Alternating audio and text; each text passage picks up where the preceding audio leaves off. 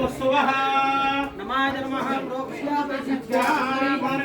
पुंडरीकाक्षाय नमः महागणाधिपतये नमः प्रीत्यर्थे मधुरफलान् निवेदयामि ओम प्राणं नमः ओम प्राणाय स्वाहा ओम प्राणाय स्वाहा ओम प्राणाय स्वाहा ओम प्राणाय स्वाहा ओम प्राणाय स्वाहा महागणाधिपतये नमः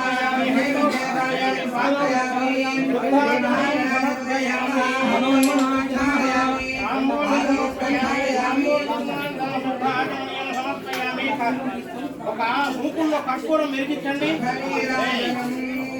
ఉల్లి ఉల్లి బాగా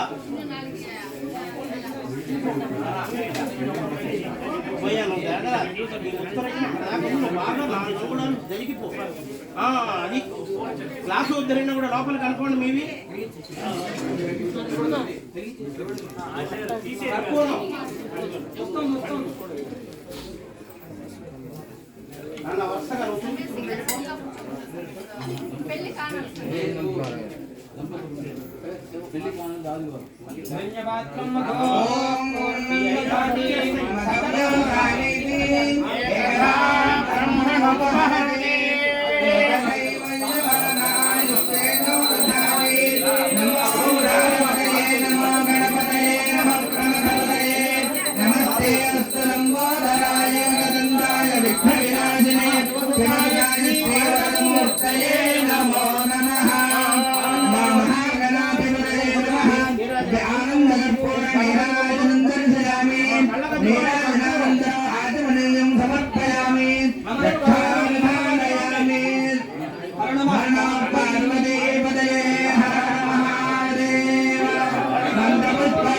మీ దగ్గర ఉన్న పుష్పాలను కూడా చేతుల్లో తీసుకోండి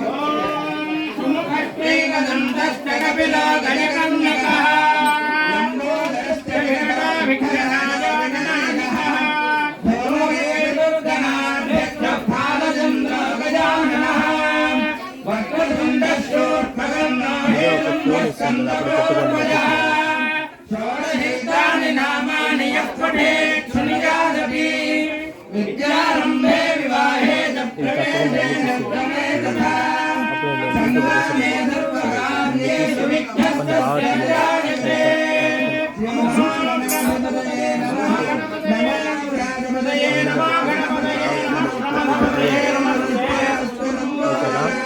సరే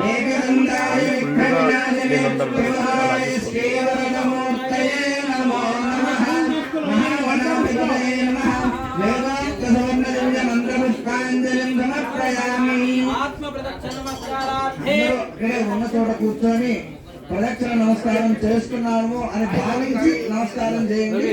పుష్పాలు చేతులకు తీసుకొని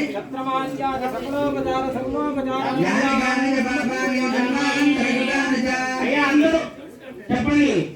అపరాధ సహస్రాన్ని క్రియంతే అహర్నిశం మయా దాసోయం ఇతి మాం మత్వా క్షమస్వ మహాగణాధిపతయే నమః. అపరాధన ప్రార్థన పూర్వక నమస్కారాలు సమర్పయామి నమః. అందరూ దండం పెట్టుకోండి. మీ దగ్గర ఉన్నటువంటి ఆ గణపతికి అక్షంతలు వేసి దండం పెట్టుకోండి. అందరి దగ్గర గణపతి అక్షంతలు మీరు వేయండి.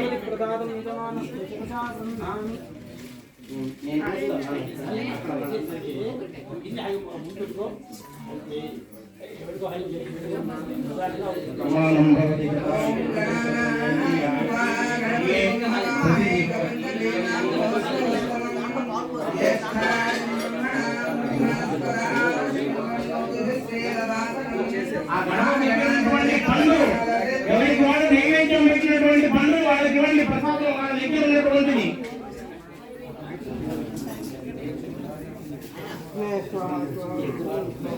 ప్రసాదాన్ని అందరూ కూడా తీసుకోవచ్చు.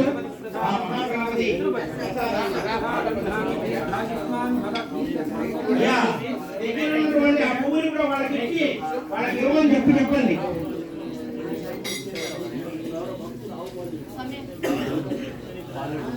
ఇప్పుడు మనకి విఘ్నేశ్వర పూజ కార్యక్రమం కూడా జరిగింది.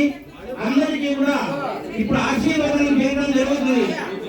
ఓం యం పాలయసి పాలయసి యం పాలయసి ధర్మం ధర్మం యం పాలయసి ధర్మం పాలయసి ధర్మం ధర్మం పాలయసి పాలయసి ధర్మం ధర్మం పాలయసి పాలయసి ధర్మం ధర్మం ధర్మం ధర్మం భక్త్యా భక్త్యా త్వం ధర్మం ధర్మం భక్త్యా త్వం భక్త్యా భక్త్యా త్వం భక్త్యా భక్త్యా త్వం భక్త్యా భక్త్యా భక్త్యా భక్త్యా యమే యమే భక్త్యా భక్త్యా యమే భవైరా భవశాతో ధర్మస్థానభిరక్షతు ప్రియకాంతాయ కళ్యాణ నిధయే